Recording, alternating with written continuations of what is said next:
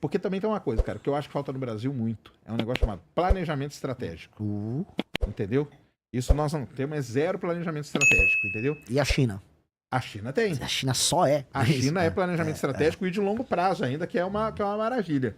Mas aí como que vocês pensam isso? Como que vocês estruturam? Porque, obviamente, tudo é meio que importante, né? Então, assim, como que vocês priorizam? Como que vocês estão pensando toda essa... Porque é muito problema, cara. Tem problema na educação, tem problema na economia, tem problema na reforma tributária, reforma administrativa. Aí tem problema de riquezas, não só da terras raras, mas do próprio petróleo e tudo, Energia. Entendeu? Energia. Então, como que vocês ou priorizam isso, ou como que vocês tentam bolar esse planejamento aí? Ou seja, essa é a pergunta de $1 trilhão, né? Porque, como é que eu coloco... A gente, quando estruturou o livro amarelo, a gente tentou tornar, vamos dizer, a série de pastas que um presidente teria, os ministérios, num todo coerente. As coisas têm que conversar entre si. Então, o seu planejamento para educação tem que ter a ver também com o seu planejamento sobre desenvolvimento econômico, novas tecnologias. Assim como a parte de segurança pública tem tudo a ver com habitação. A parte de desenvolvimento regional tem tudo a ver com reforma política. E para a gente conseguir estruturar, e hoje eu ir nas entrevistas e explicar, ok, nós temos um plano, demorou, e mesmo assim, pô, eu faço lives diariamente, converso com pessoas que manjam dos assuntos que importam em termos de economia, e mesmo assim, você estruturar um todo coerente é muito difícil. E eu acho que hoje a gente tem um caminho. O caminho que eu digo é entender o que é, onde eu quero chegar e de onde eu tenho que começar. Onde eu tenho que chegar eu sempre olho assim, em perspectiva, daqui 30 anos, qual é o Brasil que eu quero ter? Eu quero um Brasil que seja, em 30 anos, uma das 5 nações mais importantes do mundo. Isso não significa ser um dos 5 PIBs maiores PIBs do mundo, tampouco significa ser uma das 5 nações com maiores forças armadas do mundo. Mas uma das 5 nações mais relevantes do mundo, que pode sentar na mesa para discutir os temas que importam no mundo. E aí, se eu fizer partindo dessa premissa, daqui 30 anos, ser o top 5, o que eu tenho que fazer para chegar até lá? Eu acho que a discussão começa aí. E aí, quando a gente olha o tamanho do problema, a gente fala, ok, se por um lado há uns atalhos no caminho e elementos que ajudam a gente a acelerar e tirar o gap em algumas áreas, eu acho que a discussão sobre terras raras nos leva para isso, ela é um acelerador do nosso atraso, ela tira do nosso atraso e pode encaminhar a gente em algumas áreas. Por outros, a gente tem temas que são, assim, do século XIX.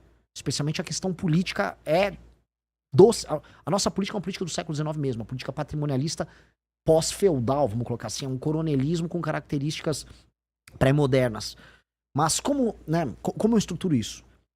Primeiro você tem que entender, eu preciso criar um vínculo e um ato quase fundacional com o povo do país que eu vivo, com um tema que é central, que vai unir do rico ao pobre, da pessoa do norte ao sul, do branco ao negro. E esse tema é segurança pública.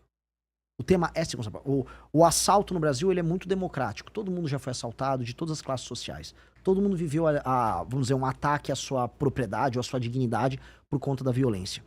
E a pessoa que endereçar essa questão, ela abre um leque de opções de reconstrução de um país. E uma coisa puxa a outra. Então, eu não consigo resolver, por exemplo, os maiores problemas que envolvem IDH no Brasil, que estão nas cidades mais pobres do país e nas periferias, se eu não tiver acesso a esses lugares. Então, começa por isso. Eu tenho que retomar o território brasileiro. O ato de retomar vai me dar um resultado prático grande em termos de aplicação de políticas públicas nesses lugares.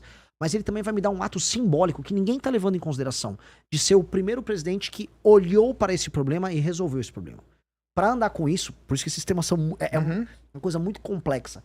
Tem toda uma agenda de nova legislação para matéria penal, para matéria da lei de execuções penais e porque a gente chama hoje, na hora de enfrentar o crime organizado, de direito penal do inimigo, que é uma legislação própria para que você faça com que o membro de uma facção ele tenha um status jurídico especial, que é basicamente ele ter menos direitos, diminui muito o direito de defesa dele e faça a pena para ele ser mais alta.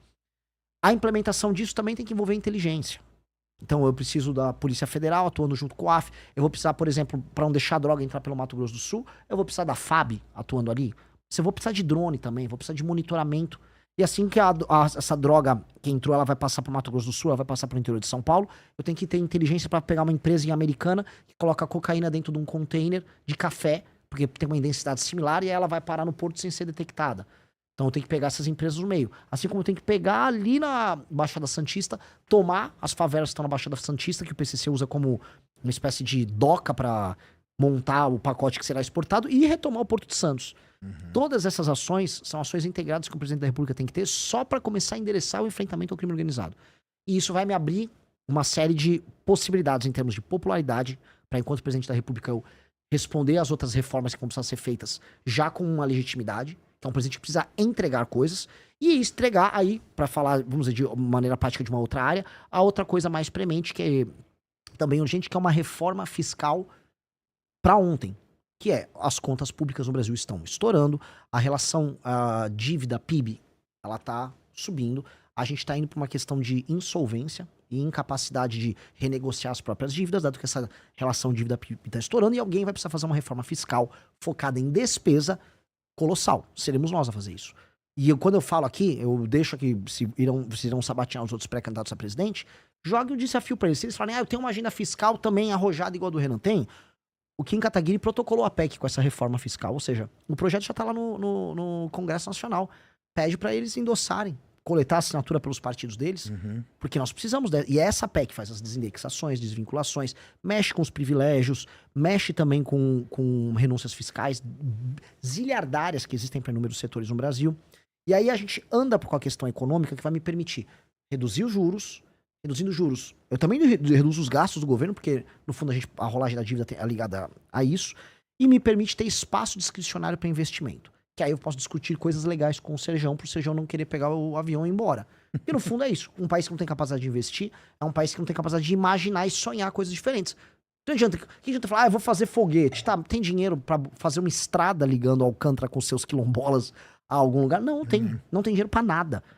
Não há. E o pouco que tem ainda é emenda de deputado que gasta com besteira, para colocar aqui. Então, essas duas coisas, segurança pública e uma reforma fiscal, vão me permitir ter um colchão de credibilidade e entrada de dólares no Brasil e uma calmaria do ponto de vista econômico, enquanto eu retomo uma dignidade para nós. Isso é base. Isso seria, vamos dizer, a base que eu preciso para começar. Você acha que seria o quê? Tipo, no planejamento de vocês é o quê? Os 2 primeiros anos? É o quê? Quanto tempo vocês? Não, a reforma fiscal eu preciso fazer antes de eu assumir, na transição. Entendi. Existe todo o presidente, ele passa uma PEC de transição. O Lula passou. Eu preciso passar a PEC que o Kim protocolou na transição. Entendi. Eu tenho que gastar capital político. Porque aí você já entra votando ela, é isso? Já entro com ela votada. Tá. Eu tenho que botar na transição. Então eu tenho que usar toda a credibilidade de uma vitória eleitoral para passar essa PEC fiscal. E aí, a curva, né, a expectativa de juros no Brasil ser decrescente, dinheiro entra e a gente começa a reverter a expectativa negativa na economia brasileira. E aí as pessoas começarem a imaginar, dá para ter investimento de longo prazo aqui. E ao mesmo tempo, aí eu iniciar meu enfrentamento ao crime organizado, que vai me gerar uma legitimidade e ao mesmo tempo uma retomada dessas áreas. Isso são a base, é a base de tudo. Aí eu preciso começar. Primeira derivada da área econômica. Eu preciso ter uma reforma de competitividade. E o que é reforma de competitividade? Eu faço um primeiro ano. Eu tenho que passar uma agenda que facilite contratação, demissão, abertura e fechamento de empresas. Eu preciso endereçar os investimentos em infraestrutura, estradas de rodagens, ferrovias e energia, para começar a ter complexos econômicos mais funcionais no Brasil. Eu preciso ter marcos regulatórios, por exemplo, ligados à cobrança de dívida no Brasil, que você cobrar uma dívida no Brasil é um caos. Um banco te emprestar um dinheiro e você coloca uma garantia, uma máquina numa empresa. Para cobrar a máquina e para o banco pegar a máquina em pagamento se você não pagar, são anos. Então o banco, é mais fácil cobrar um spread bancário muito alto, porque ele sabe que a capacidade de cobrança dele é baixa. A gente tem que facilitar isso. Eu odeio o banco. Dito isso, eu entendo a lógica do banco saber que ele vai tomar um calote quase sempre. Então tem que facilitar. Dê uma garantia, seja fácil de executar. A gente tem que ter maior velocidade nesses processos. Tudo isso facilita fazer negócio. E tudo isso facilita com que um gringo venha para cá instalar uma fábrica, ou que um brasileiro tire o dinheiro dele da renda fixa, um empresário, e comece a investir em negócios aqui. Tudo isso somado à reforma fiscal que andou, vamos dizer, como eu posso colocar aqui, que permitiu que os juros ficassem mais baixos, dinheiro entrasse, não só dinheiro de especulação, como a gente tem com juros. Só uma reforma fiscal, ela já ajuda também investimento externo no país, né? Óbvio. Porque aí reduz o problema do Brasil. O risco no longo prazo. Muita incerteza, né, cara? É lógico. Muita incerteza que empresa que vai colocar uma grana aqui, vai colocar uma empresa aqui, uma incerteza, porque a gente tem incerteza em vários setores, tem incerteza trabalhista, né, que tem esse problema todo, tem incerteza política, né? E tem incerteza fiscal também, né? Perfeito. Isso aí as empresas não querem, né? Elas fogem, né? Exato. E isto é, vamos dizer, isto é o que precisa ser feito. Então eu tô falando aqui do primeiro ano, uma agenda fiscal, um enfrentamento ao crime organizado e uma agenda de competitividade. Porque eu endereço a questão econômica brasileira para o médio prazo. Na verdade, se a gente trata esses marcos regulatórios e faz as reformas de competitividade e já resolve o fiscal, meio que eu enderecei a questão fiscal do Brasil para os próximos governos. Isso precisa ser feito. A gente precisa dar um marco, igual a gente falou do Plano Real. O Plano Real, querendo ou não, entrou PT, entrou Bolsonaro, entrou Temer. Todo mundo manteve o Plano Real. A política monetária pode ter sido infeliz em alguns momentos, mas o Plano Real foi mantido. A gente não vive aquele momento que a gente estava descrevendo no começo da live. Então nós temos que ter um marco fiscal que será mantido no long run. E é isso que nós queremos fazer. Esse é o nosso Plano Real para a gente andar com esse assunto que não deveria ser polêmica. Se você gostou do vídeo, deixe o like e se inscreva no canal. E não se esqueça, a onça é inevitável.